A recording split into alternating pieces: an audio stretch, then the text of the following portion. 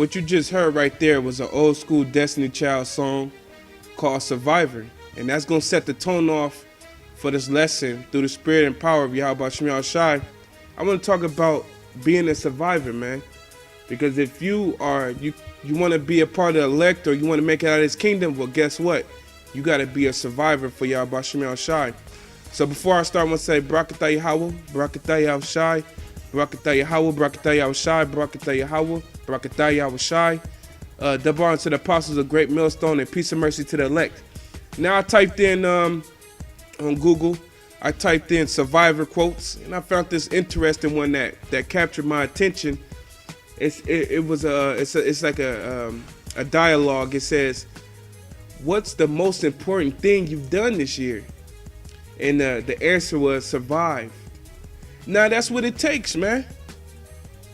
You know, because remember, Akim, that we're not going to be saved by the works or the things that we've done, but we're going to be saved by faith, right? Now, don't get me wrong. Our works go hand in hand with our faith, but it's by your faith. Now, if you having faith year after year from the time you come in, guess what? You're being a survivor for Yahawashi, man. That's what it takes, man. Right? Now, I looked up the word survivor on the etymology, you know, because we look up words. That's what we do over here, because when you look up a word, it's like opening a door that has a door, you know. You opening a door that has a door, and then you open another door that has another door, and you just getting to understand it deeper, if you can hear what I'm saying. Now, survivor is a noun, right? A noun is a person, place, or thing. It says one who outlives another, right? Now, who are we trying to, what are we trying to outlive? We're trying to outlive being a 2/3, man, right? So if you outliving another, you're outliving being a 2/3, you know? And then it goes further, this quote, one who has a knack for pulling through adversity. Now this definition right here is going to further set the tone of the chapter that I'm going to get into next, man. Because if you surviving, you pulling through adversity, man. You know? And you know, one of the hard things I think about that's real tedious and striking in its truth is dealing with your own self, dealing with your own pain in your mind, man. Because when you're dealing with adversity, you'll be led all the way to the edge, at the point of like jumping off, man. But a survivor, he gonna pull through that adversity, man. You know, he gonna pull through it.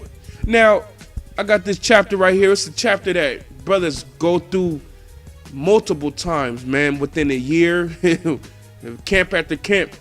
But I call this is survivor chapter. That's what I call it. The Sirach, the second chapter, is the survivor chapter, the survivor guide. This chapter right here tells you what you need to do in order to survive in the truth, man. It gives you the blueprint of what you need to do, right? So let's revisit it and let's talk about it further, right? So Sirach, the second chapter, the first verse, it says, my son, if thou come to serve the Lord, prepare thy soul for temptation.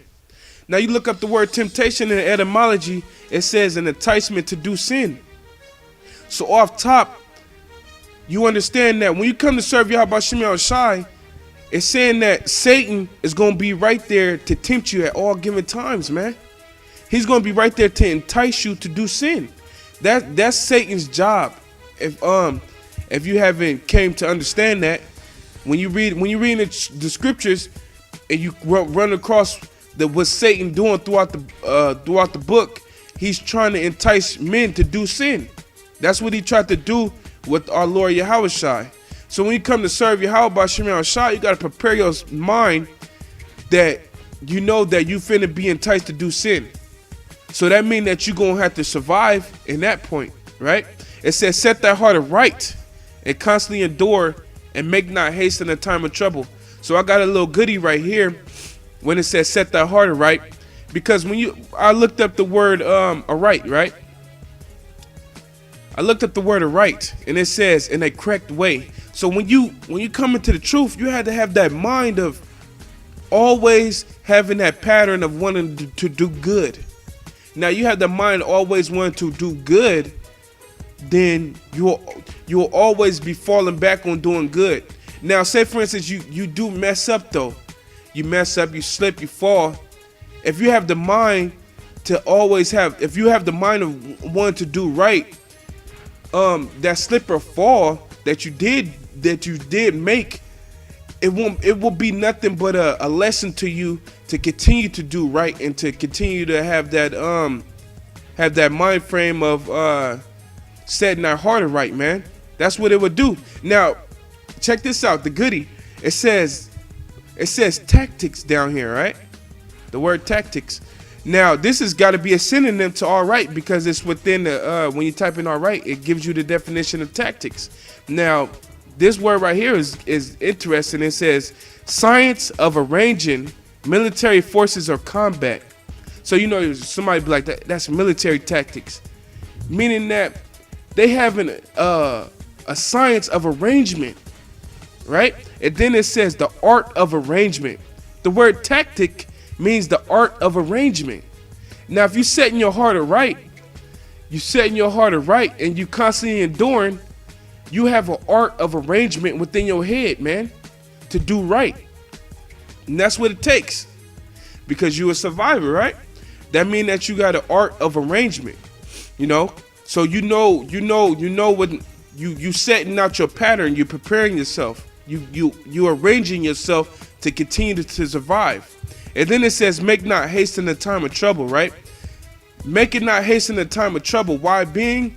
Because when you, say for instance, you do slip or fall, you don't want to be hasty in the decision makings that you make because you're gonna exalt yourself to do something off, or you're gonna exalt yourself to folly, right? Now, when you go to the book of Proverbs 14 and 29, it says, he that is slow to wrath is of a great understanding, but he that is hasty of spirit exalteth folly, right? Now, if you got a hasty spirit, the scripture just said that you exalt folly in that, because you don't give yourself time to think through what it is that you're going through. A lot of times we're only human. We dealing with this weak flesh. It requires time in order to understand what it is that you're going through. Slack brothers. It requires time to understand what you're going through. So that's why I said make not haste in the time of trouble, because when you make it haste in the time of trouble, you're going to end up falling. You're going to end up doing something that can either lead you getting kicked out of the truth, or could lead you getting to where you're doing the work by yourself, man. And then trying to survive going to be that much harder. It says, cleave unto him and depart not away, that thou mayest be increased at that last end. Whatsoever is brought upon thee, take cheerfully and be patient when thou art changed to a low estate. It says, whatever is brought upon thee, take cheerfully and be patient when you are changed to a low estate. Now, you can swap this word out, low estate, for humble, right? And be patient when thou art changed to be humble, right? Because Yahawashi, that's what he does to you. He humbles you, man. He humbles you through adversity, through afflictions, through the things that you deal with. That's a humbling process. Now, when you're being humble like that and you're dealing with that mental pain, it said be patient, right? Because Yahawashi, he's testing you. Now, you making a hasty decision, the Most High get rid of your ass, man, because you ain't trusting in him. In order to learn a lesson, you have to sit through, listen, pay attention to it, meditate on it, and then digest it. So you got to be patient when you change to a lower state. For gold is trying to fire, an acceptable man in the furnace of adversity. This verse right here, verse 5, is called a parable, because it's compared. The comparison is gold being the man and the fire being the adversity, right? Because you get put in that adversity, it It purifies you from the impurities that's within you, just as when you put gold in the fire, it separates the, if you want to say, dross from the actual gold. It says, believe in him and he will help thee. Order thy way right. Once again, order thy way right and trust in him, man. So you ordering your way right, you gonna have that mind of surviving, man. You're gonna be a survivor, man. It says, ye that fear the Lord, wait for his mercy and go not aside lest you fall. A lot of guys have been falling out heavy this year, man. The most I ever seen in these years that I've been in the truth. It says, ye that fear the Lord, you gotta wait on his mercy, man. A lot of guys want to jump the gun, you know. They want to press the hand, just like Judas Iscariot, and they end up falling, right? But a man who's surviving, he's gonna wait. That's what it means to survive. You gotta be waiting. It says, ye that fear the Lord, wait for his mercy and go not aside lest you fall. Ye that fear the Lord, believe in him, and your reward shall not fail. Ye that fear the Lord, hope for good and the everlasting joy and mercy. Look at the generations of old and see, did ever any man trust in the Lord and was confounded, or did any abide in fear and was forsaken, or whom did he ever despise that called upon him? When you read about Abraham, Isaac, Jacob, King David, Solomon, these men, these great men that was spoke about in the Old Testament, they were survivors, man. Now you had certain points when they fell, but they came back in their generation, their next generation, and it kept surviving, man. Or during their lifetime, they failed, but then they picked themselves up and kept surviving. You know, like King David, right? It says, for the Lord is full of compassion and mercy, long suffering, and very pitiful, and forgiveth sins, and saveth in a time of affliction. Now you waiting on Yahawashi, as it said previously. It said he will save you in the time of your affliction or your adversity. But you got to survive through it, man. Learn that lesson, man. It says, woe be to the faint-hearted and fearful hands, and the sinner that goeth both ways, with an exclamation point at the end. Because Yahawashi ain't playing with somebody who give up from surviving. That person is gonna be jacked up with the 2/3, right? He's not a survivor. He didn't outlive another. He didn't outlive the 2/3. Woe unto them that is faint-hearted, for he believeth not, therefore shall he not be defended. You got basketball, you got a thing called defense. You got football, you got a thing called defense. You got boxing, you got a thing called defense. Defense, if you got good defense and all right offense, if you got an excellent defense and all right offense, you're something that can't be reckoned with, man. You know, because defense is where it's at. Now, if Yahawashi ain't defending you, you through. Ask yourself, what is the other escape route from the times that we entering into? Jacob's trouble. There's not one different escape route but Yahawashi. He's the only defense. So if you surviving, Yahawashi gonna defend you. It says, woe unto you that have lost patience, and what will you do when the Lord visits you? That sounds like a sarcastic question to me. Like, what you gonna do when the Lord visits your ass, man? Because Yahawashi gonna jack your life up, man. It says, they that fear the Lord will not disobey his word, and they that love him will keep his way. They that fear the Lord will seek that which is well pleasing unto him, and they that love him shall be filled with the law.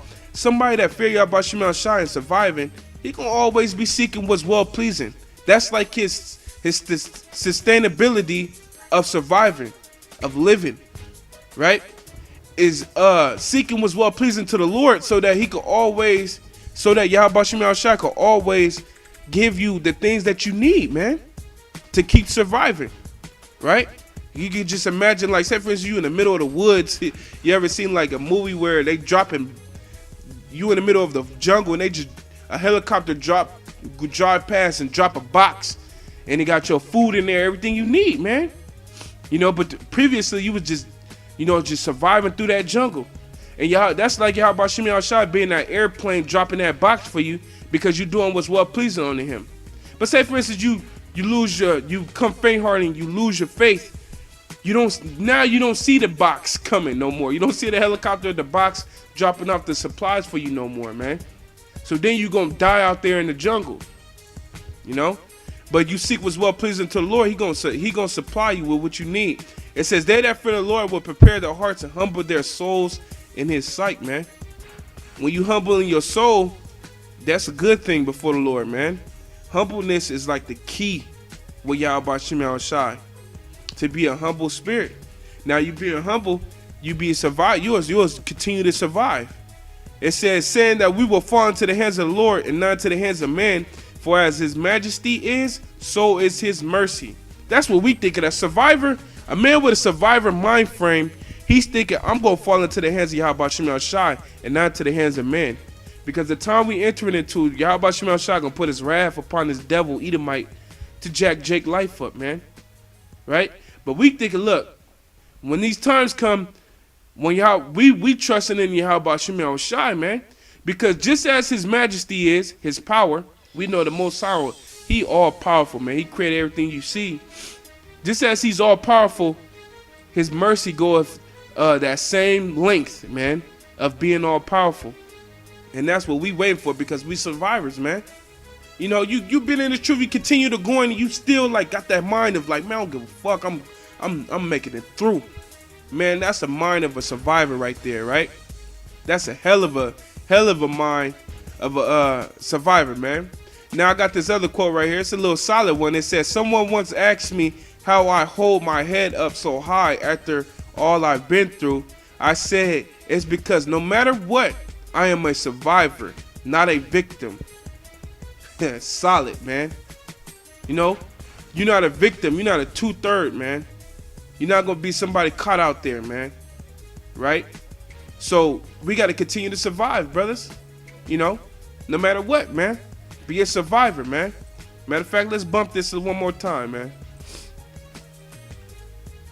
I'm a survivor. I'm not gonna give up. I'm not gonna stop. I'm gonna work harder. I'm a survivor. I'm gonna make it. I'm a survivor. Keep on surviving. That she quoted, I'm a survivor. I'm not going to give up. I'm not going to stop. I'm going to work harder. Man, we're going to continue to work hard because we survivors, man. You know, our muscles of spirituality is going to continue to grow.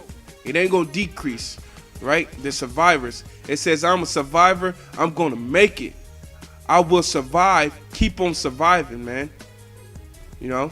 I'm a survivor. I'm not gonna give up. I'm not gonna stop. I'm gonna work harder. I'm a survivor. I'm gonna make it. I'm a survivor. Keep on surviving. So with that, man, I'm going to close out. Say, Barakatah Yahawah, Barakatah Yahawashi, Barakatah Yahawah, Barakatah Yahawashi. Shalawam, Shalawam.